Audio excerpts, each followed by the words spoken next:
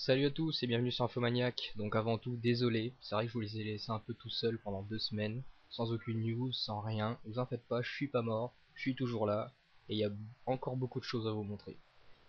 Donc bon, on va rentrer dans le vif du sujet. Bon, aujourd'hui, vu que on me l'a demandé, je vais vous montrer comment faire un drapeau qui flotte dans le vent et comment pouvoir incorporer votre propre dessin, on va dire, dans ce drapeau, un drapeau vraiment personnalisé. Je voulais pas vous le faire tout de suite, puisque je voulais d'abord vous montrer tout ce qui est simulation de tissu et tout ça, mais bon, c'est une demande que j'ai eue de votre part, donc je m'y plie, je le fais. Très bien, alors on va commencer par modéliser, on va dire, notre drapeau, si on peut dire ça comme ça. Donc on supprime le cube, je me mets en vue de face, moi, pour me voir. Alt A, Shift A, excusez-moi, Plane, Align to View, on va voir aligner à notre vue. On donne une petite forme rectangulaire. Voilà. Et on va appliquer à ce plan, en fait, une simulation de tissu donc, qui se trouve ici, close simulation. Désolé pour l'anglais, il est pas terrible, mais bon. Voilà, en gros c'est simulation de tissu. Le truc avec la simulation de tissu, c'est qu'il fait que déplacer les points. Et là si on regarde, j'ai que 4 points, donc la simulation va être médiocre. Donc on va subdiviser. Alors je vous conseille de faire autant que moi, donc ça va être 12, donc une première fois sur 10, et une deuxième fois sur 2. Voilà. Parce que le problème quand on fait ce genre de choses, de simulation, c'est que je peux pas vous donner une recette qui fonctionne tout le temps. Tout ce que je peux vous donner, c'est différents paramètres avec différents réglages déjà précis. Puisque par exemple, plus tard, on va avoir besoin de jouer sur le paramètre vent, mais qui dépendra aussi du niveau de subdivision de votre objet. Donc pour l'instant, faites tout comme moi, et au fur et à mesure, vous allez comprendre les différents paramètres avec lesquels il faut jouer, et plus tard, vous pourrez faire vraiment comme il vous plaît. Donc voilà. Ce qu'on va faire maintenant, je vais vous expliquer. Je vais appliquer donc la simulation de tissu dans l'onglet physique, close, voilà, silk par défaut, donc soie, on va choisir, voilà.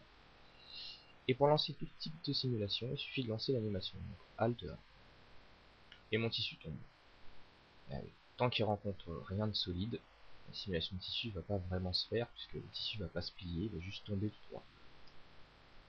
Alors ce qu'on va faire, c'est que tout le tissu va tomber, sauf quelques points qui vont rester en place. Alors pour ça, il faut choisir ces quelques points. Voilà. Donc simple, hein, il suffit de les choisir, ces points en mode édition.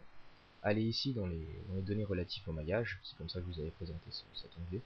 Vous avez vertex group, donc groupe de points, plus pour en ajouter un. On va lui donner un nom, donc fixe. J'appelle ça fixe parce que c'est les points qui sont fixes sur le drapeau. Et assign pour assigner les points qui ont été sélectionnés. Voilà. On retourne maintenant dans la simulation de tissu. Et ici on a pinning qu'on va cocher. Et on va chercher nos points fixes. Voilà. On relance l'animation. Et il a bien compris ce qu'on lui a demandé. Il nous fait une simulation de tissu, qui pour l'instant n'est pas terrible, ne vous en faites pas, on va voir ça après, en gardant 2 points fixes. Voilà. Alors la qualité pour l'instant n'est pas géniale, hein, mais on va garder cette qualité pour pouvoir faire nos paramètres. Donc, on va rajouter du vent, donc majuscule A, wind, hop. Je mets plutôt dans ce sens là. Voilà. Ici on a strength qui sera la force du vent, on va le mettre à 400. Alors, encore une fois, c'est pas des paramètres par défaut, hein, ça peut changer en fonction du niveau de subdivision, en fonction du poids du tissu. Après, ce sera à vous de jouer. Mais moi, je vous donne quelques paramètres qui fonctionnent. Alors, pour garder le vent à 400, il va falloir baisser la masse du tissu, donc ici, à 0,01. Voilà, très léger. Voilà, on teste. Alors, évidemment, les calculs sont beaucoup plus lents. Parce qu'il y a beaucoup de paramètres qui rentrent en compte. On commence à voir déjà que voilà, le tissu est pas prêt de tomber. Là, il remonte. C'est parti. Voilà, ça commence à être pas mal. On n'a pas besoin de tout tester. Hein. On va mettre un smooth juste pour...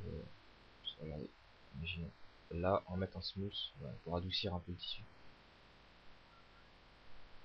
Maintenant que c'est fait, ce qu'on va faire, c'est qu'on va monter dans Quality ici, on va monter en résolution. Donc les steps en fait sont les nombres de passes en fait, le nombre de fois il va faire le calcul pour une seule image, on va dire. Donc on va le mettre à 7 pour avoir une meilleure qualité.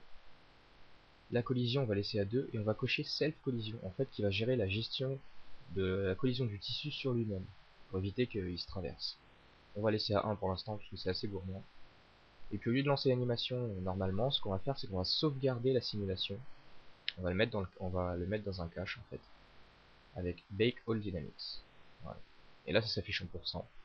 Vous en faites pas, je vais vous passer cette partie. Voilà, donc les calculs ont été faits. Donc on voit que la simulation a été mise en cache, puisque toutes les parties paramétrables de la simulation ont été grisées, puisque maintenant on ne peut plus y toucher. Et la simulation maintenant se fait en temps réel, sans ramer, tranquillement. Donc voilà, on commence à avoir quelque chose de quand même raisonnable. Vraiment. Alors ce qu'on va faire, c'est que pour donner plus de réalisme, finalement, il va falloir donner une épaisseur à ce drapeau quand même. Alors pour ça, vous en faites pas, on va pas modéliser, on va pas devoir refaire tout grâce au modifieur. Donc ici, Solidify, on a déjà vu, voilà, on peut lui donner une petite épaisseur. Simuler une épaisseur, c'est plus correct. Voilà. On va essayer de faire une petite mise en scène, mais très basique. Donc on ajoute un cylindre. Hop.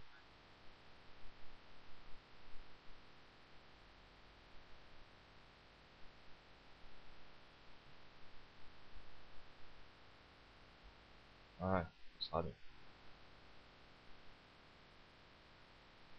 Voilà, de toute façon on ne verra pas l'entièreté du drapeau. Comme je vous dis, mise en scène très basique. Voilà. Alors pour mettre la caméra dans cette vue, parce que moi je veux que ma caméra voit ce que ma vue voit en ce moment, j'appuie sur CTRL ALT 0.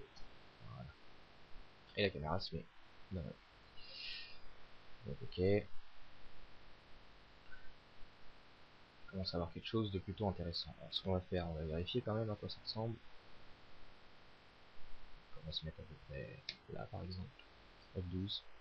Voilà. Il va falloir replacer la lampe. Hop. Voilà. F12. Voilà qui est mieux.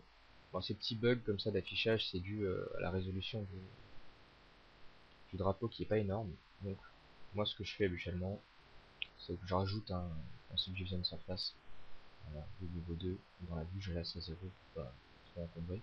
Je le mets avant le Solidify. Voilà. Parce que si je mets le Subdivision Surface après le Solidify, il sera calculé 2 fois. Si je le mets avant, il sera calculé qu'une seule fois, et le Solidify simulera l'autre surface derrière. Enfin c'est qu'un détail. Donc voilà, beaucoup plus lisse, beaucoup plus réaliste. Maintenant, juste avant, je vais changer la couleur de fond, histoire de mieux voir mon drapeau. Dans l'onglet Word, j'ai Horizon Color. Maintenant, on va lui appliquer une image quand même. C'est ça l'important, c'est que vous puissiez vous faire le drapeau que vous souhaitez, avec le logo que vous souhaitez, en 3D et animable. Donc pour appliquer une image, c'est vraiment enfantin. UV Mapping. Voilà, donc on va se mettre au tout début de l'animation, là où le drapeau est plat. On choisit toutes les faces. Dans l'UV Image Editor, on va ouvrir l'image qu'on souhaite avoir, ou on aurait pu la dessiner. Personnellement, moi, j'ai pas voulu perdre trop de temps là-dessus, donc je suis allé chercher tout simplement le drapeau français sur internet. Ça va plus vite. Dans la fenêtre 3D, on appuie sur U, Project from View, et on appuie sur A pour tout sélectionner, S pour faire une mise à l'échelle, et je vais vous montrer ici, quand je mets en texture, que ça se fait bien en direct. Vous voyez, voilà. On essaie de mettre ça de façon le plus proportionnelle possible, mais bon, là ça ira très bien. Et puis voilà. Donc là on a notre drapeau. Et les déformations faites par la simulation de tissu déforment aussi les coordonnées UV, donc déforment très bien l'image en UV mapping. Par contre, je vous rappelle encore une fois, ce que vous voyez dans la vue 3D, c'est une représentation de la façon dont sera positionné les coordonnées UV, enfin l'image UV en UV mapping. Et ça ne veut pas dire que l'image existe vraiment. Si je fais un rendu, on voit bien que l'image n'existe pas. Donc pour rappel, il faut tout simplement rajouter un matériau. J'appelle ça flag, je vais dans les textures, et aller chercher donc l'image justement qu'on a mappée. Je vais faire. et lui renseigner le mapping utilisé qui est de l'UV mapping, tout simplement. Voilà. Et maintenant, il n'y a plus de problème. Voilà. Alors, dernière petite chose à faire, pour rendre un petit peu plus de réalisme quand même, c'est le grain vraiment du tissu. Vous allez vite comprendre. Alors, ce que je vais faire, c'est que je vais faire un premier rendu, puis je vais laisser dans le slot 1, pour vous montrer la différence en fait. Et je vais passer au slot 2 pour les prochains rendus. Alors on va toujours dans le matériau relatif au drapeau, donc flag. On ajoute une nouvelle texture en dessous de la texture de couleur, qui sera une texture de relief en fait. Donc on va utiliser tout simplement Cloud, donc la texture procédurale nuage, avec une taille de 0,02, une définition de 7. Voilà. On va dans Influence, on décoche couleur, on va sur Normal, dans Normal Mapping, et on rentre une valeur dans Normal de 0,01. Voilà, je pense que ça doit aller. Si on regarde d'un matériel, il n'y a pas grand chose. Parce que en fait le grain est tellement petit qu'on ne voit pas. Donc F12. On va essayer de voir ce que ça donne. Voilà. C'est bien parti. C'est bien parti. Maintenant, on retourne dans le matériel. Voilà. On va baisser le spécular à peu près à 120 comme ça. Hardness à 30. Alors, hardness en fait qui est la dureté du, du halo lumineux, enfin, de l'impact lumineux. Plus on va le baisser et plus il va agir plus comme un diffuse, plus il va se diffuser sur la matière. Donc voilà, on retente un petit rendu, donc F12. Et voilà. Alors pourquoi est-ce que j'ai fait ça? Tout simplement parce que là on voit dans... Je vais vous montrer la première image surtout. Donc voilà, la première image c'est plastique. C'est vraiment un effet plastique, la façon dont tout est diffusé. Et quand je passe donc à l'image 2, on remarque bien, et on voit surtout dans l'ombre le grain du tissu un peu, qui agit sur la façon dont l'ombre est affichée. Donc il donne un petit peu plus de réalisme en fait. Enfin, après à chacun sa vision des choses, à chacun ses goûts. Moi je trouve ça beaucoup plus propre, beaucoup plus logique que ça, tout simplement. Donc voilà. Bah voilà pour le tuto, donc pour le fameux drapeau. Vous avez vu, c'est pas sorcier, c'est vraiment pas compliqué. De toute façon, c'est ce que je me tue à vous dire depuis le début pour tous les domaines qu'il y a sur le site. Rien n'est compliqué dans le fond. Le tout c'est de savoir, tout simplement. Donc maintenant, bah j'espère que vous allez pouvoir jouer un peu là-dedans et pouvoir avoir vraiment le rendu que vous souhaitez, parce que il y a tellement de paramètres. Donc comme je vous ai dit, il faut jouer sur le paramètre strength du, du vent.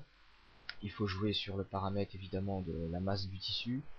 On a aussi le paramètre structural, je vous le montre rapidement, qui est ici, donc structural, qui en fait joue sur la souplesse de ce tissu justement. Et avec ces quelques paramètres, normalement vous pouvez vraiment obtenir le résultat que vous souhaitez. Donc voilà, j'espère vous avoir appris quelque chose, et puis je vous dis à bientôt pour un nouveau tuto.